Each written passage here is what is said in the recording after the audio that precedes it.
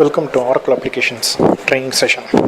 Today we are going to see how to create a locator and what is the importance of a locator and what are the details you can store while you create a locator. To start with, for a given subinventory, you can have multiple locators, and in each locator you will be able to store multiple items. And locator is a key flex field, and here we have configured with the multiple segments, and it has row, rack, bin type of segments.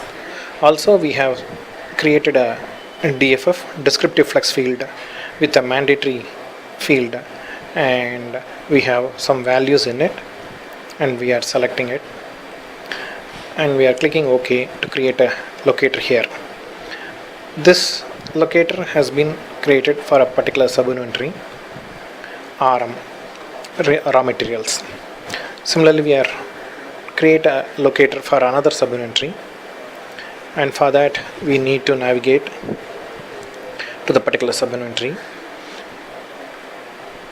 and we are now selecting raw material 1, and currently it doesn't have a locator, and we are clicking the locator flex field. It has 5 segments, if you see: row, rack, bin, project and task.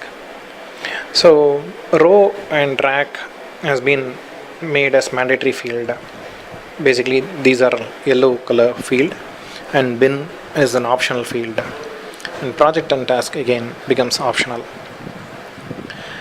Here we select a value and give it as A and 1, and bin 2.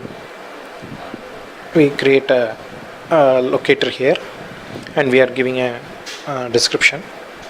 This type is not a mandatory one, but it will be useful in other modules like warehouse management system and stuff like that. Similarly, the coordinates are not useful to this inventory module.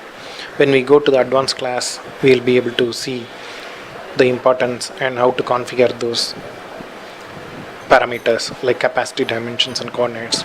As of now, in this we have created a locator with the row, rack, bin segments, and we have created we have given a value for a descriptive flex field, and we have saving it. In this locator we will be able to store one or many items. Thanks.